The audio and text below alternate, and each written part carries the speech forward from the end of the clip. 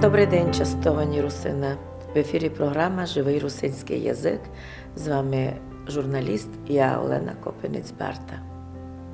Можу сказати, що вже з дитинства я це відчувала, але яким чином? Моя мама була український філолог. І український філолог, цим все сказано. А вдома вона говорила русинською мовою, але не то, що більшість людей говорила, а вона використовувала такі слова, вона ходила в фольклорні експедиції, що і я тепер знав ті слова, і навіть многі русинологи, хіба такі поважні, як, скажімо, Михаїл Капраль, він розуміє ті слова. А такі спеціалісти, а дуже старі люди. Вона ту мову говорила. Вона ту мову говорила, і тому я знала, що у школі ми говоримо по-українськи. Мій батько вчився у Львові, хто вчився у Львові, той говорив по-нашому, приїжджав з Львова, вже там май по-українськи говорив, особливо на роботі і таке. А вдома, я ніколи не чула в дитинстві терміна русинство, русинізм. Ми казали так, все по-нашому. Ми так говорили, просто по-нашому. Я такого не чула. Може, останні 10-15 років вже цей рух почав активізуватися, вже якась диференційований такий підхід пішов, що то так, а то так. У дитинстві не було, і я пам'ятаю, казали люди старші від мене намного, ще до війни, мається на увазі до Другої світової війни, як я з Мукачева сама, в нашому місті 60% євреїв жило. І угорців много, і словаків, таке, але найбільше із таких, що не по-нашому, та були євреї і угорці. Вони всі говорили і по-нашому теж, так як вони в магазинах, скажімо, працювали, торгівлі, вони дуже скоро адаптувалися. І я пам'ятав, що навіть на базарі, десь якісь, я знала, що вони угорці, але вони говорили лише по-нашому, з тими, що не угорці. І так само євреї, і діти бавилися уєдно все, і ніколи я не чула, і старші люди ніде не тямлять такого. Може, в них були якісь такі сутички, як у дітей бувають там по якимось другим питанням, може, там ці багаті, ці бідні, бо то все так було, тут і з тими бавили, а ті з тими, но не по національному признаку, ніяких не було дискримінацій, вже так будемо казати, між дітьми і між дорослими не було, тому що ходили в гімназію, уєдно я з такими людьми говорила, що ще ходили в гімназію, казали, що такого не було. І я то не відчувала. На жаль, я ще до того не дійшла систематизувати, записувати. Пам'ять у мене до тепер ще пам'ятаю, не записуючи. Просто ще не було, як ми перше говорили, що не було такого, то було як таке, якби то так мало бути, і ніхто нічого не записував. А де воно це діне? Так люди собі думали. Та я так собі думала, а де воно це може діти? Ми говорили, то мама моя філолог, вона ходила в експедиції, записуючи пісні народні і всякі поговірки і бесіду.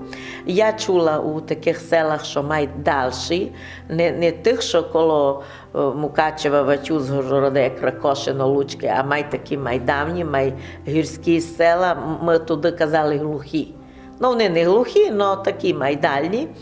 Там я то чула, я дотепер тямлю, на жаль, ще досить шкода, бо не вела таких письмових фіксувань, ось то так, а так, що то означало.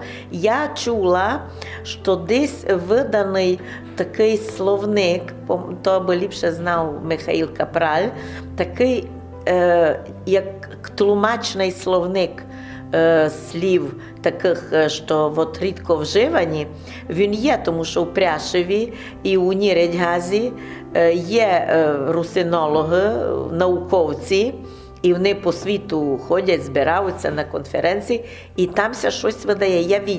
Я виділа, що якісь такі публікації є, щось вже є, то науковці тим вже займають, котра людина цікавить, кому то так, ну, любиться, ведь хотів би, любив би знати. У нас іще так казали, колись не хотів би знати, а любив би знати. Ведь любив би вчинити то. Малося, тося так розуміло, що він хотів би. Но коли збоку якийсь чоловік буде слухати, то буде, ну любив би, бо любить муся. А то не за те, що любить муся, а ми знаємо, що це означає, що він би хотів. Так. Ну, ще раз, може до того прийде пісні, котрі тямлю Мирослава, наша співачка, моя сестра, вона знає більше цих пісень, але деколи ми з нею радимо, вона мене звідать, що яке там слово було насправді, я можу деколи їй повісти, що Славко, моя мама старша, казала, що от там таке було, так говорено. Ну і, наприклад, як ми вже тепер тут ті пісні, що були у 60-х, 80-х роках, ми вже по привичці, вже на український манер було по під гору, от та пісня, що я співала, у нас казали попут гору, не казали день, у Рахівщині кажуть день, а у нас кажуть день. Я ніде не чула, бо тут казали день. День. І у нас ніколи от у Туї, у Мукачеві, в Ужгороді, ніколи не було такої «о», як «о», там, ну, якби в якому то слові «то», от «то», там було «о».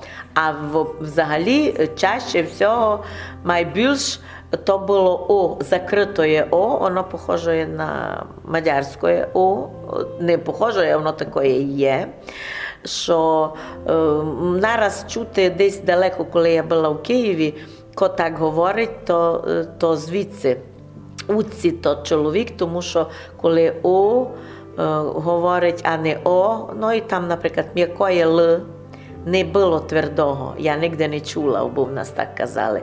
Даже моє ім'я ніколи не казали, у школі говорили Олена, Л, такое Л, до корня зубів язик, туди Л твердое. А тут казали Л, до піднебіння. Воно зовсім інакше фонетично звучить і вимовляється. Ну, це такі пару звуків, що я спомнила, що так було. Закінчуємо програму нашу «Живий русинський язик». З вами була я, журналістка Олена Копенець-Барта. Будьте здорові, чистовані русини.